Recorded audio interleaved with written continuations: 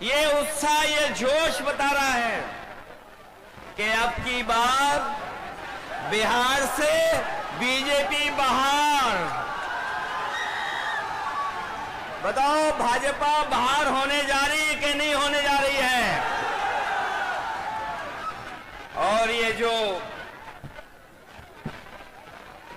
चुनावी मुख्यमंत्री बनाए हुए हैं, जिनका चेहरा आगे रखा है, वैसे तो चुनावी दूल्हा हैं जो, वो भी जानते हैं कि अब उनके गले में माला नहीं पड़ने वाली है।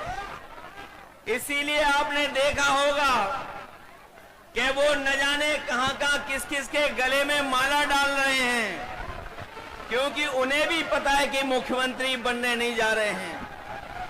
ये भारतीय जनता पार्टी ये इस्तेमाली पार्टी है, ये लोगों को इस्तेमाल करती है। इस्तेमाल करने के बाद उनको बर्बाद करने का काम करती है। इसलिए ये चुनाव जो बिहार का होने जा रहा है, ये नौकरी बनाम भाजपा का चुनाव है।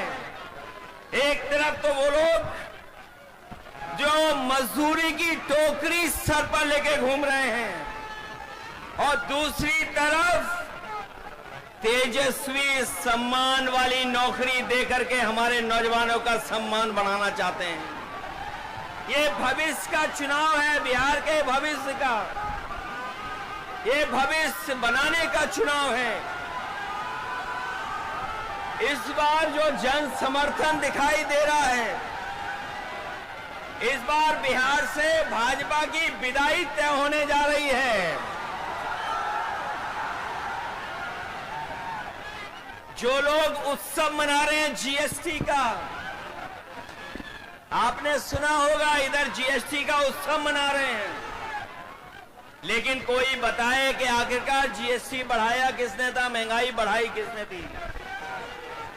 जो लोग पलायन की बात कर रहे हैं, बताओ आज पलायन बिहार में क्यों है? ये बीजेपी की वजह से है। और बीजेपी के सहयोगी समझ लें इस बार कि बिहार की जनता इस बार भारतीय जनता पार्टी का पलायन कराने जा रही है। और जब बीजेपी का पलायन होगा, तब तेजस्वी भी यहां पर नौकरी देने जा रहे हैं, रोजगार देने जा रहे हैं।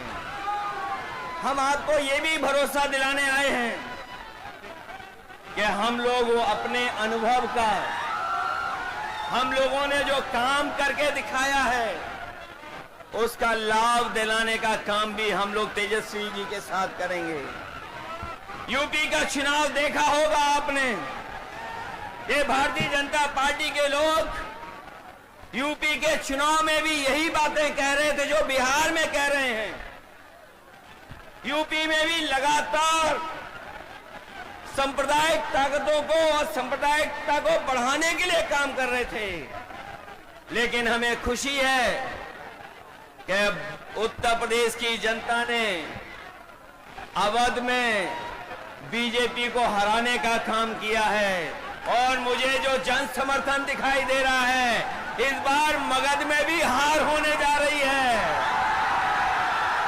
अवध में हराया हमने, अवध में हराया यूपी ने, बिहार मगध में हराएगा बीजेपी को।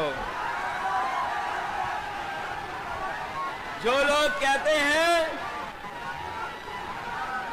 जो लोग सपने दिखाते हैं, जो लोग हमें सपने दिखा रहे थे कि अमेरिका के राष्ट्रपति ट्रंप हमारे मित्र हैं, लेकिन मित्र हमारे लगातार पाबंदियां लगा रहे हैं हमारे आपके ऊपर।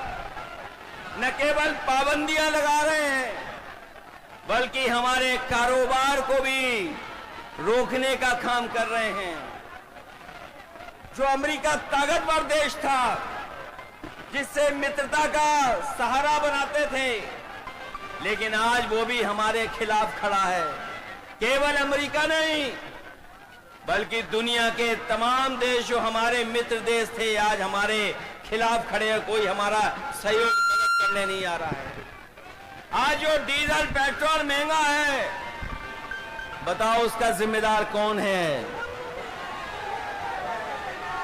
जो लोग कहते थे डॉलर नीचे जा रहा है, डॉलर लुढ़क रहा है, बताओ हमारे मिथिला के धरती के रहने वाले लोग, बताओ मिथिला के मिथिलांचल के हमारे बुजुर्ग नौजवान, यही बीजेपी के लोग कहते थे कि डॉलर नीचे आ रहा है, महंगाई ऊपर बढ़ रही है। बताओ आज डॉलर कहां पहुंच गया है? जमीन पर हमारे रुपया को पहुंचा दिया कि नहीं पहुंचा दिया? हमारे घर परिवार में गरीब के बीच में अगर किसी की शादी है तो बताओ सोना कोई खरीद पाएगा क्या आज? बताओ सोने की कीमत कहां पहुंच गई? अगर हमारी बहन की शादी हो, बेटी की शादी हो, परिवार में किसी सदस्य की शादी हो, तो बताओ क्या हम छोटी से छोटी चीज भी क्या शादी में दे पाएंगे उसको?